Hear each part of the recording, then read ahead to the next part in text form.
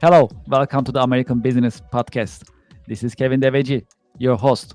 Today we are having season 2, episode 38. And today's number is $187 billion. This is the ERP software market's projected reach for 2030, according to the Forbes. So today we'll be talking about ERP software market and how the market is evolving, why ERP software systems are important for businesses. And for that, we have the best expert. And I'd like to welcome our guest to our virtual stage, Dave Kerr from Cherry Bekaert, a partner of Cherry Bekaert. He is with us. Hello, Dave. Welcome to the podcast. Hey, Kevin. Great to see you. Thanks for having me on. Yeah, thank you very much. Yeah, thank you very much for being with us in your busy schedule. How is your week going so far? It's going great. I apologize. I'm in the middle of the Sam Houston forest today, so my connection is not the greatest, but we'll do our best here today. Yeah, sounds great. Well, maybe we can get started. And as a start for our audience and for our listeners, would you please introduce yourself and your company? Sure. My name's Dave Kerr. Just a little bit about myself. I grew up in Iowa,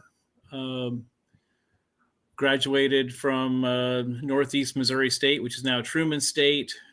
Started with Ernst and Winnie, I was based in Honolulu for a few years. We did audit and tax there, then moved back to Iowa in the late 80s and started Kerr Consulting, which is devoted to software application over the last, almost 30 years. And actually our headquarters today for the EP software is just north of Houston in the Woodlands, Texas. So a little bit about my journey. Yeah, this is great. So how did you choose your career? Yeah, that's a great question, Kevin. You know, I really, I guess he was a CPA, still is a CPA. And I knew that I wanted to be a professional. So that meant back in those days, I was either a doctor or an attorney or a CPA. And the CPA had the biggest appeal since it had the fewest number of years of education required. So back then, of course, it was 4 years. And I was able to actually graduate, doing summer school and things. So to start with, I wanted to be a professional, but I didn't want to go to school 8 years. So can you tell us about your work a little bit more, if possible? What are the exciting and challenging parts of your work? Yeah. So now, quite honestly, this wasn't really on my career path to be a partner in Cherry Bekaert, a very large, one of the largest CPA firms in the United States. But we had a lot of success at Kerr Consulting, and about a year ago, we were purchased by Cherry Bekaert, and therefore, Corey Ozturk and myself are now partners in Cherry Bekaert and kind of leading the charge for the Sage ERP applications within Cherry Bekaert. What's most exciting for me, Kevin, is really putting together the team. That's really what I enjoy the most, is building the team. And we have about 130 people in the Sage team under Cherry Bekaert, and just an amazing group of people. And that's what really gets me excited every day. Yes, that's great to hear, and very, very exciting actually when we think about it, building a team, nurturing it, and working towards together a same goal is fascinating. You work with you have decades of experience, and you work with many small and mid-sized businesses in the U.S. So, how do you see the U.S. Small and mid-sized businesses in general, and what type of pain points that you have been observing when you are engaging with them? Yes, that's a great question. I think there's a lot of opportunities for small and mid-sized companies in the United States. a great country to do business in. And of course, the state of Texas is at the top of the list. It's a very business friendly state, so we love being headquartered in the state of Texas. What really kills small and mid-sized businesses is government regulations and oversight and bureaucracy and those kinds of things. Those are what really make it hard for businesses to get started and to succeed. And then of course, once you get open, it's you have to be you have to not only be an expert in whatever field that you're offering or service or product, but of course you also have to have the full business acumen of being able to be an accountant and an attorney and all those things all kind of rolled into one to be successful. So those, and that's kind of where we come in, right? Because there's no way that a business owner can be an expert in everything. And so if they can offload the accounting software and in our case now with Cherry Bekaert outsourcing and cybersecurity and all those things that we offer, if they can offload that, then they can focus on producing their product or honing the services that they offer to other companies. So that's really what opportunities exist for us, right, to try to help companies get away from some of those oversights from government and that type of thing. If we can run interference and kind of handle some of those challenges for them, then we've really been successful in our job. I understand that Cherry Bekaert, Kirk Consultant, now Cherry Bekaert, is one of the largest Sage ERP resellers in the US. And you have, as an organization, decades of experience. So I like to shift our conversation towards ERP ecosystem. And in the beginning of our podcast, I also talk about the expected size of the ERP market comes to almost $200 billion, $187 billion I actually quoted. So it's a growing market. It's exciting. So when you look at the ERP software market in general, how do you see the ERP market nowadays in the US? And it is a big challenge for organizations to pick the right ERP system for their companies, organizations. So what type of steps should companies take to make the right decision when they are evaluating different ERP software systems?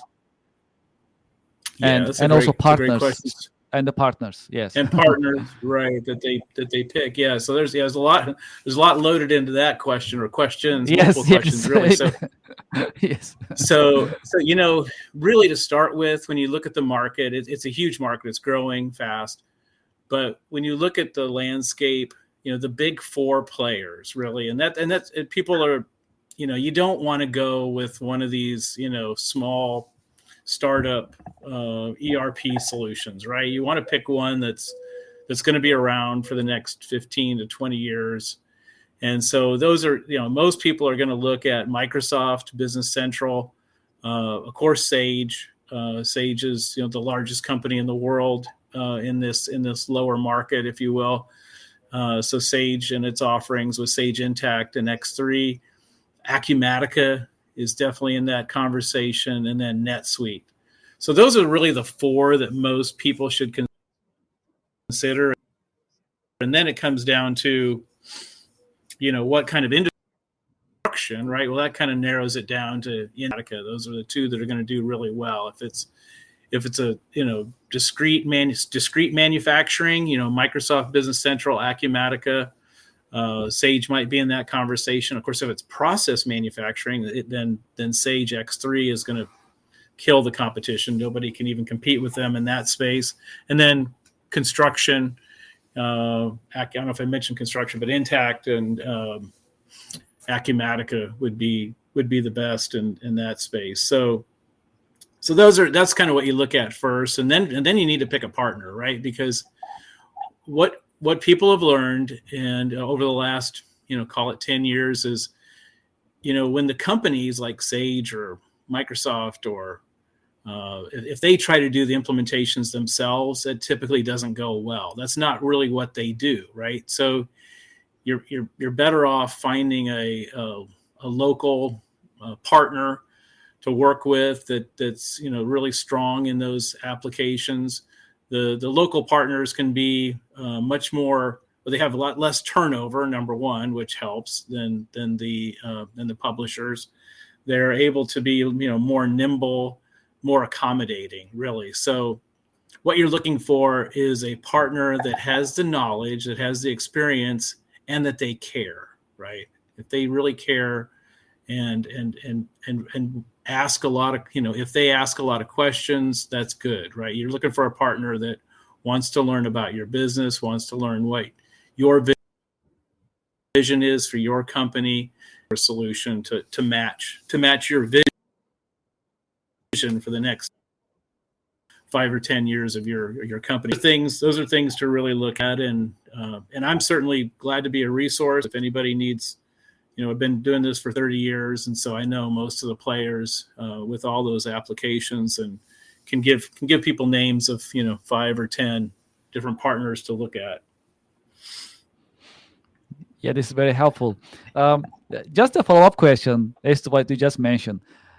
During the process of choosing the ERP software provider, what are some signs that companies should see that is not the ideal solution provider for them? Anything negative that if they should well, observe some of the publishers will. I think this is a really bad business practice. Some of the publishers will, I'll say heavily discount their software year one to get you in the door, and then they increase the rates, and I think that's not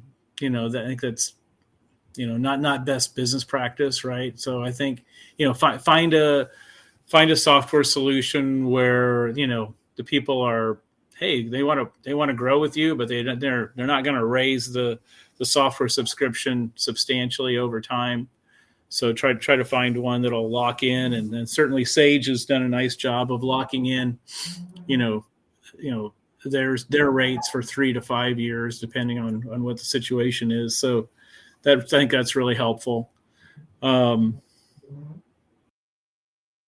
then you're looking for investing in their solution, right? That are investing and putting a lot of research and development money in their solution, and they're not just trying to reap profits from I'll call it past development, right? So those are the things that they're look for, and I know that one might be a little bit tougher for people to figure out, but that's certainly one of the things that we dig into on a regular basis. I'd like us to zoom into the Sage ERP products a little bit, because it's the expertise of the company. I'd like to get your insights.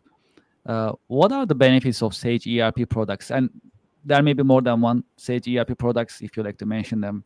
And how companies are benefiting from just Sage ERP systems on their daily operations.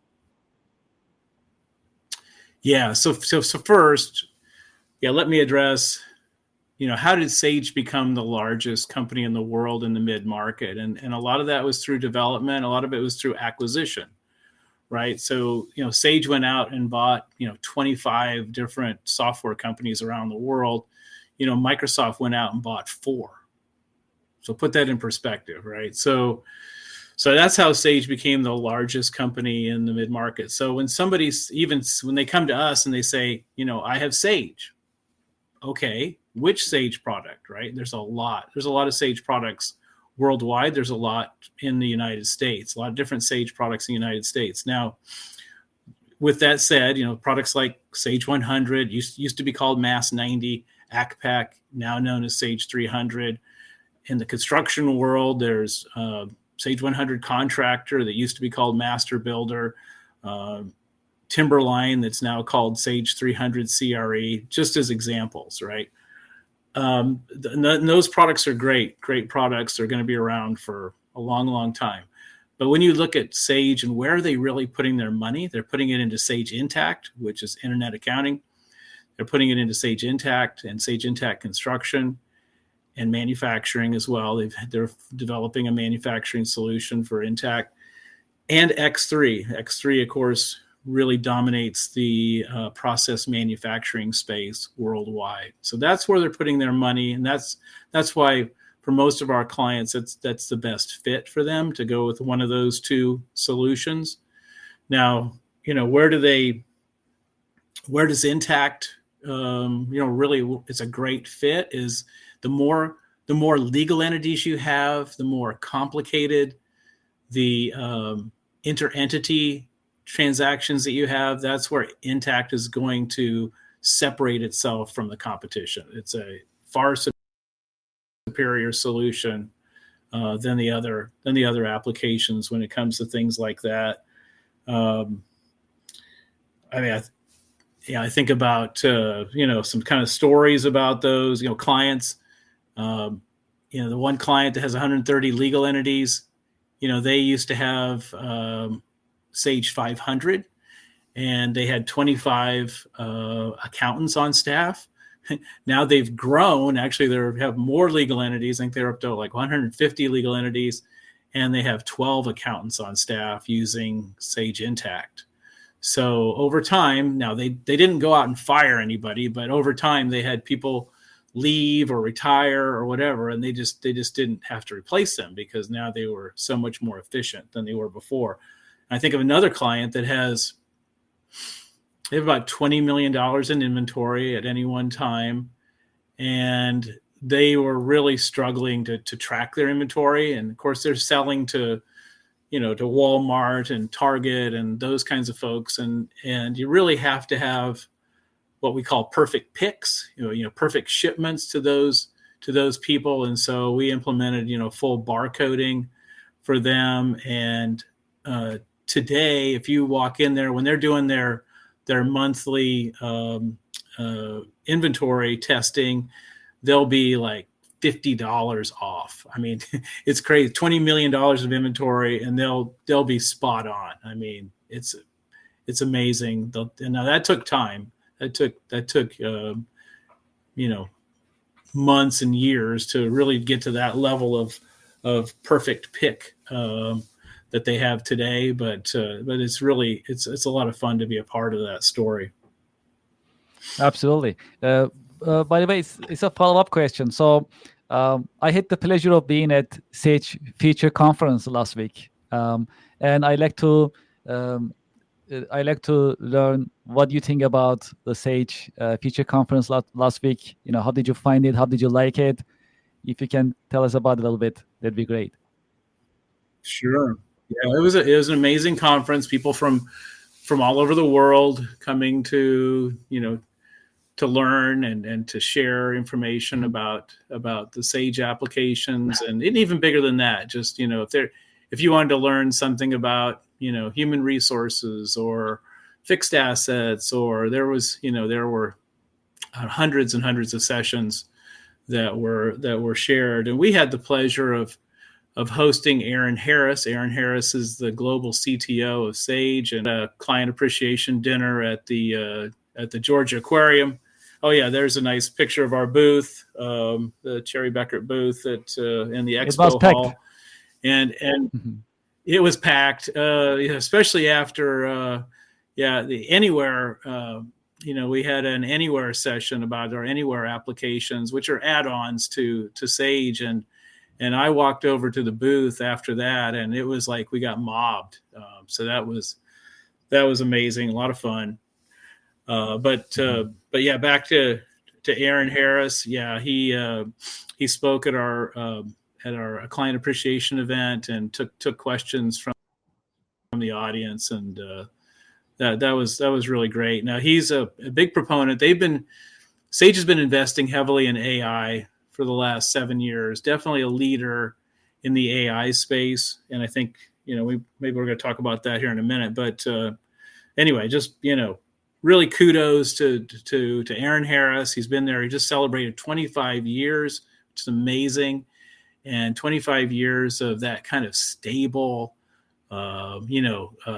reliable development, research and development on their part is what we're seeing that they don't have that. It's so nice to not have that turnover at the CTO level.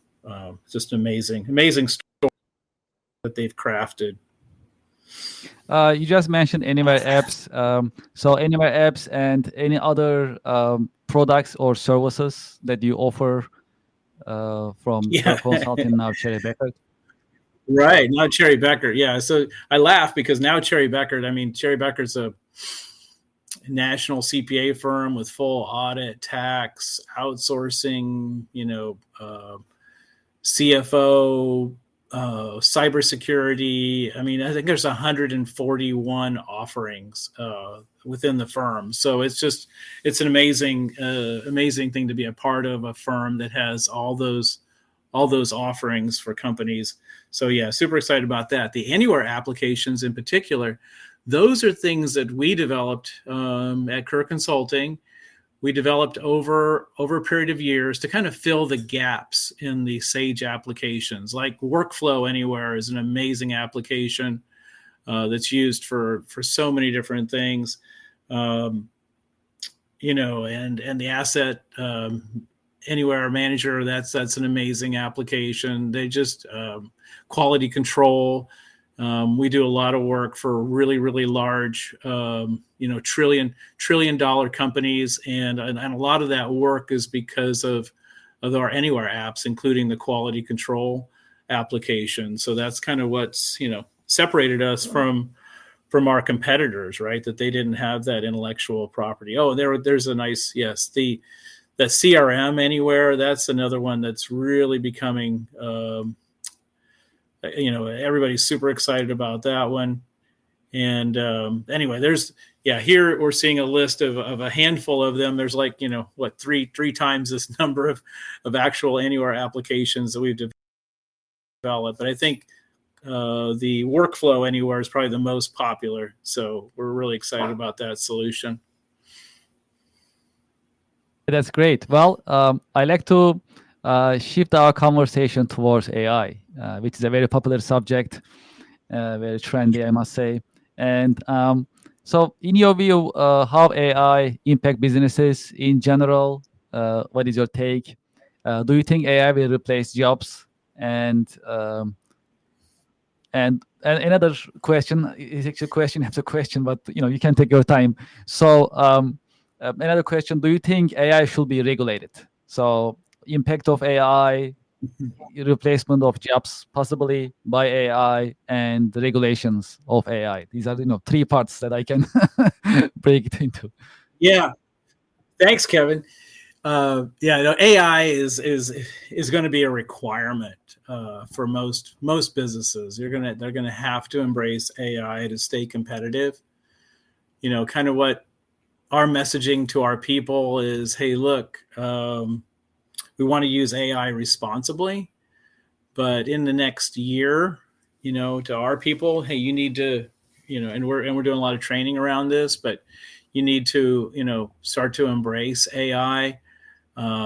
Because in a year from now, if you're not embracing AI, you could be possibly replaced with somebody that is embracing AI. Now, I hate to say it that way, but unfortunately, AI is here.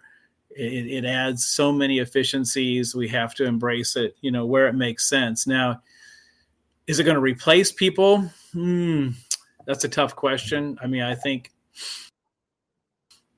it is going to make people more efficient, just like the client I was talking about that went from 25 down to 12, and that was before using AI, right? That was just using efficiencies that were within Intact and some of our Anywhere applications that also assist them with being more efficient, right? So I think we're going to see that same type of thing with AI, that it maybe people won't be fired, but people, might not be replaced as quickly because people are more efficient using AI. I can see that happening. Now, should it be regulated? Should it be regulated? Yes, it should. But that's, how it could be regulated is far above my pay grade, Kevin. I think that's the big challenge. And I think rightfully we have some real concerns over AI. because AI used for nefarious purposes, can be catastrophic, I think. So, so those are, should it be regulated? Yes. How can you regulate it? Wow. That's I think that's the big question that we have to figure out how to regulate it. And there's regulating it in the United States, and then there's regulating it in China, right? Which have two very different goals, right? So those are things I think we've got to figure out, and we've got to address until it's too late. Yes, yes. I had actually a conversation in another podcast that I'm starting with one of my friends, and we talk about this regulation of AI, and we had this discussion whether it needs to be regulated or not. We talk about it for an hour, and we could talk hours actually, but then it's really hard to find the answer because it's not that easy. so so it's a complex issue. But I think to your point, yeah, I mean, having the regulations in US and having the regulations in China, they have different goals. I think that's also an important point that you mentioned, that we need to put it in perspective. Well, I like to shift our conversation towards role models. You have decades of experience on your belt, and do you have any role models in your career journey that you can share with our audience? Sure. Definitely my brother-in-law was a big role model for me. I grew up with three older sisters, and so he was really more like a brother for me than a brother-in-law. And so he was probably my biggest role model, even, getting into the accounting. But once I got into accounting, there too many to even mention. I mean, so many great people have poured into my career, and in both in Hawaii and back when I moved back to Iowa. And so and there's some role models at Sage that have been really inspirational, to Nancy Harris is a great example of somebody that stayed longer than she needed to, just to do the right thing. And so that's really what I've tried to embrace is, just do the next right thing, whatever that is. Do the next right thing, and hopefully, I think that's led us down a good path, and we're going to continue to try to just do the next right thing when it comes to that. And that's again something I've learned from the role models that have been able to interact with at both Kerr Consulting and Sage. Also, in your career journey, are there any lessons learned that you can share with us? Do not use the word never. For example, on a personal note, growing up, I always said I would never have a red vehicle, and I would also say I would never have a minivan. So sure enough, when I was a father, I had a red minivan, right? On the business side, I would always say, we will never host. We will never be developers. Well, obviously we host hundreds of clients today. We develop all these anywhere applications. And so just be careful. Just, be careful with the word never would be something that I've learned. The other thing that I've learned is we really had to reinvent ourselves every 5 years. As the firm grew, we had to just kind of turn ourselves inside out. And that's not easy to do. It's hard to do. It's hard to change. But that's, it's either do that. It's either, adapt and change and turn ourselves inside out, or wither and die, So that's really been a big part of our growth. I'd say those are a couple big lessons I've learned. What are your biggest passions and interests outside of work? Yeah, certainly my family. I've adopted 5 children, so I'm really active in adoption and foster care, those kinds of things. now we live in the Sam Houston National Forest, and we raise fainting goats. So I wanted my youngest two children that are still at home, they're 16 and 17. I wanted them to grow up with animals. And Grayson Hoberg, one of my associates, he talked me into getting fainting goats. And I think there's a picture of Blake. So Blake is our Billy goat, and he and I have a very, very close relationship. There he is in our front yard, and I'm sitting there, and he just comes and puts his head in my lap. That's kind of a common thing that he does. He actually just did that a couple hours ago. He came up on the backside of the property and put his head on my lap. So that's, he and I are really close. Now, when Blake was born, my wife's not a huge fan of the goats. And when Blake was born, she said, "That's the most beautiful goat in the world." And I was so happy. I was so proud. And my mother-in-law came a few weeks later, and I took her up to the barn to see baby Blake. And I said, "Mom, Sonia says that this is the most beautiful goat in the world." And my mother-in-law said, "Oh, Blake is beautiful. He'll make a great rug." Rug? Mom, what do you mean he'll make a great rug? She goes, "Oh, I didn't mean now. I mean when he's dead." Mom, he can hear you. He's a smart goat. He can hear you. Anyway, Blake has not been turned into a rug. And we laugh. And she tells that story on herself. But Blake is still kicking and hasn't been turned into a rug yet. But he is a great goat. So we have a lot of fun with goats. We have 7 baby goats in the last 7 days. So if any of the listeners are in the in the area of the Sam Houston National Forest, which is north of Houston, get a hold of me, and you can come hold some baby goats. Okay, that's great. So we are announcing here. So that's a good opportunity. Yes, absolutely. Well, since you have years of career experience on your belt in the professional world, and we like to share career advice with our audience, especially for next generation and current generation. I like to ask you, what are your career advice? What would be your career advice to those who are thinking about getting into the business software industry, as well as nonprofits, because you are very active in nonprofit industry as well yourself. So what would be your career advice for them? Number one, work hard like Kevin. Kevin's the hardest working guy I know. So work hard like Kevin. So that's number one. Pick the things that are hard. Pick the things that are hard, because the lines are short. Nobody's lining up to do the hard things, right? Everybody wants to do the easy things. Like, for example, accounting. Nobody's signing, the kids are not signing up for accounting today. And we have a real shortage of accountants. Great opportunity for young people if they would just embrace accounting. Accounting, it sounds like, I know on the surface, it sounds like it's the most dull, drab, boring job in the world, but it's the exact opposite.